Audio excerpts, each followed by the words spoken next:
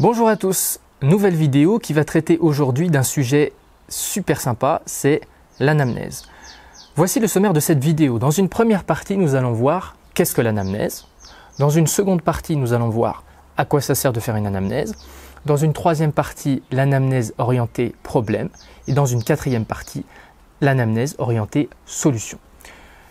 Évidemment, il y a plein de manières de faire pour l'anamnèse et l'anamnèse, c'est quelque chose qui se fait dans à peu près toutes les disciplines où il y a une relation thérapeutique. Si vous allez voir un médecin, par exemple, s'il n'est pas trop débile, il va vous faire une anamnèse. Il va vous poser des questions, quand est-ce que ça a commencé, où, quand, comment, les symptômes. Il va aller mesurer certaines choses sur vous. Pareil en médecine chinoise où ils vont aller chercher par exemple la langue, l'humidité, vous poser plein de questions sur qu'est-ce qui se passe à quel moment.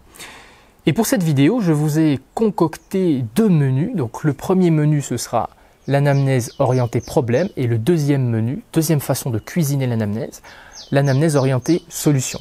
Évidemment, c'est un peu caricatural, mais ça permet de vraiment segmenter pour savoir à quoi ça sert et les différences entre les deux manières, entre guillemets, principales de faire pour une anamnèse. Sans plus tarder, on va commencer avec la première partie. Qu'est-ce que c'est une anamnèse? L'anamnèse, c'est l'entretien préalable à une intervention thérapeutique. Si vous faites par exemple de l'hypnothérapie, du coaching ou autre, l'intervenant va vous poser des questions pour savoir un peu qu'est-ce qui se passe en fait. À quel moment, où, quoi, quand, comment, pour avoir des informations, pour extraire des informations de qualité. Et j'insiste sur le mot qualité. Et pourquoi? Parce qu'en fait, ce qui va se passer dans une relation thérapeutique en général, c'est que la personne va très rapidement vous noyer sous un flux innommable d'informations. La personne va vous dire « Oh là là, ma grand-mère s'appelait Marie-Marguerite et elle avait 86 ans,2 et elle adorait les chouettes et sur sa cheminée il y avait des petites chouettes parce qu'elle les collectionnait et une de ces chouettes s'appelait Chippy. » Enfin bon bref, je caricature à peine. Et en fait, la personne va vous noyer sous un flux colossal d'informations et en tant que thérapeute, au bout d'un moment, vous êtes là, on ne sait plus où on en est, on ne sait plus comment on s'appelle et on va perdre de vue l'essentiel en fait, où se jouent par exemple les problématiques. Et on va commencer avec la première partie, l'anamnèse orientée problème.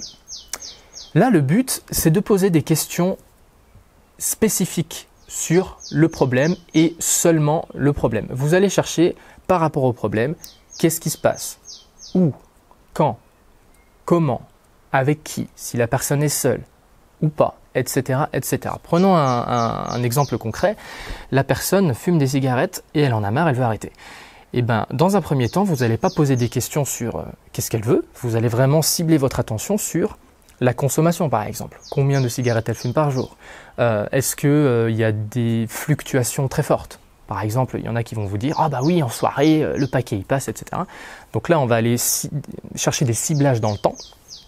On peut aller chercher aussi les lieux. Est-ce qu'il y a vraiment des lieux particuliers? Reprenons par rapport à la cigarette, il y a plein de gens qui vont vous dire je ne fume pas dans ma voiture, je ne fume pas chez mes parents, etc. Et en fait, il y a des lieux comme ça où la cigarette est interdite. Donc ça va être le où. Comment? Ça peut être par exemple lié aux émotions, lié à des habitudes, lié à des réflexes. Donc on va chercher toutes ces informations pour arriver à en extraire des informations de qualité. Toujours dans la partie problème, il y a une question aussi que vous pouvez poser, c'est pour essayer de voir quels sont les facteurs aggravants ou diminuants du problème. Si on refocalise notre attention sur la cigarette, vous pouvez poser les questions sur qu'est-ce qui fait que vous fumez plus ou qu'est-ce qui fait que vous fumez moins. Une personne va vous dire, ça peut être quand je suis en soirée, alors là ça y est, c'est la bérésina. Ça peut être des facteurs aggravants de type environnement, quand ma mère est là, quand mon oncle est là ou je ne sais quoi, et là d'un coup la consommation elle explose et vous allez avoir un petit peu plus de quoi égale plus de quoi, moins de quoi égale plus de quoi et ainsi de suite pour voir un petit peu, commencer à comprendre les rouages, les dynamiques en fait. Ça peut être à chaque fois que il y a des cigarettes. Ou à chaque fois qu'il y a encore plus de cigarettes, à chaque fois que encore moins de cigarettes. Quelque chose avec une décorrélation, ça peut être à chaque fois que je pars en vacances avec mes parents, là, hop, mes parents ne savent pas que je fume et hop, Et ben en fait, c'est 0 cigarette pendant 15 jours. Ça, c'est des choses qu'on peut voir et qui sont assez rigolotes, quoi. Et maintenant, nous allons passer à la partie l'anamnèse orientée solution. Donc dans cette partie, vous allez exclure tout ce qui s'agit du problème. Là, on n'en veut pas, on veut chercher des solutions. Si la personne, elle vous dit « je veux arrêter de fumer », très bien, qu'est-ce que vous voulez à la place, comment vous le voulez, à quel endroit, etc. Et on va poser des questions que sur la solution, la solution, la solution, la solution. Si la personne, je ne sais pas, elle a peur de parler en public et qu'elle vous dit « à chaque fois que je parle en public, je me mets à trembler, à bégayer », vous allez dire « ok, d'accord, mais du coup, vous voulez quoi en fait ?» Et jusqu'à ce que la personne, elle arrive à énoncer quelque chose sur ce qu'elle veut. En l'occurrence, être à l'aise pour parler en public. Et vous allez orienter vos questions seulement dans cette sphère-là. Et à chaque fois que la personne va bifurquer, vous allez, avec souplesse, hop, la ramener de ce côté-là pour lui dire « eh bien, mais qu'est-ce que tu veux en fait ?» À quel moment vous pouvez lui faire décrire par exemple visuellement se voir en train de parler en public. Vous allez pouvoir porter votre attention et son attention surtout sur comment elle parle en public, avec quel ton de voix, avec quelle rythmique.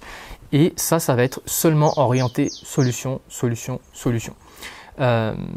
Toujours par rapport à un problème donné, la solution c'est est-ce qu'elle sera seule? Avec qui? Est-ce qu'elle sera entourée?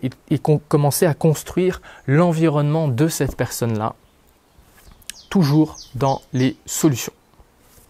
Il y a aussi quelque chose qui est très important et qu'il faut comprendre, c'est que ça a l'air simple comme ça de poser des questions sur là où les solutions. On se dit, bah, si je pose des questions sur les solutions, alors les personnes, elles vont me répondre et elles vont commencer à construire, à bâtir leurs solutions. Mais en fait, c'est pas aussi simple que ça parce que les gens ont une tendance naturelle à aller rebifurquer sur le problème. C'est-à-dire, quand bien même vous allez leur poser des questions sur les solutions, qu'est-ce que vous voulez, quoi, quand, comment, vous allez ressembler à quoi, etc., etc. Et bien en fait, ils vont rebifurquer sur le côté problème. Et il y en a, c'est vraiment super compliqué, genre vraiment vachement beaucoup compliqué de leur faire recabler vers l'autre côté. Il y a des gens chez qui vous n'y arriverez pas. Il faudra travailler une partie du temps là pour ensuite commencer à bifurquer là ou passer par d'autres systèmes. Mais ça va être assez compliqué. Il va falloir ramer un bon coup, quoi. Alors, j'en entends déjà certains hurler, ils vont me dire « oui, mais Gilles, il ne faut pas que faire la solution, c'est vachement important de parler du problème ». Oui, évidemment. En fait, l'un et l'autre sont super pertinents l'un comme l'autre. Et vous pouvez faire par exemple toute une séance orientée que problème et que ça se passe super bien. Et toute une séance où vous allez zapper et vous allez orienter que solution et que ça se passe super bien. Maintenant, l'idée, c'est d'arriver vraiment à forger quelque chose, des compétences qui vont vous permettre facilement d'aller d'un côté ou de l'autre côté. Si vous avez l'habitude que de parler problème, problème, problème, vous allez devenir un expert dans l'anamnèse du problème. Sauf qu'à un moment donné, il vous manquera probablement des billes pour aller construire quelque chose au niveau des solutions. Pareil, si vous travaillez tout le temps que au niveau des solutions, il y a un moment peut-être qu'il va vous manquer des billes et des informations de qualité du côté du problème. Ce que je vous conseille, c'est en fait de faire des séances quasiment que ciblées problème et des séances quasiment que ciblées solution, pour que vous, de votre côté, en tant que thérapeute coach, vous commenciez à câbler des choses dans votre cerveau, une batterie de questions, une manière d'amener les choses qui vont vous permettre très facilement d'aller jongler ensuite. Et par la suite, mais je vous le déconseille au départ, de pouvoir facilement de jongler d'un côté problème, solution, Mais il y a un moment donné, il faudra passer un certain temps, peut-être 15, 20, 30 ou même une minute ou carrément une séance entière à ne construire que de la solution. Ça peut être super intéressant pour la personne et pareil au niveau du problème. Chose très importante aussi, c'est que à un moment donné, les gens ils sont là pour s'extraire de leurs problèmes. C'est ça presque le but en fait, c'est que leurs problèmes ils disparaissent ou qu'ils deviennent pas très importants et qu'ils se dirigent du côté des solutions. C'est pour ça que travailler un côté vraiment des solutions, je vous conseille de le faire beaucoup et très souvent pour vraiment arriver à câbler la personne qu'elle pense en termes de solutions. Parce qu'à un moment donné, que ce soit par rapport à la cigarette, aux crises d'angoisse, aux peurs, aux phobies, etc., il faut arriver à créer quelque chose de très fort où la personne, elle est libérée et elle fonctionne soit entre guillemets normalement, soit libérée de son problème.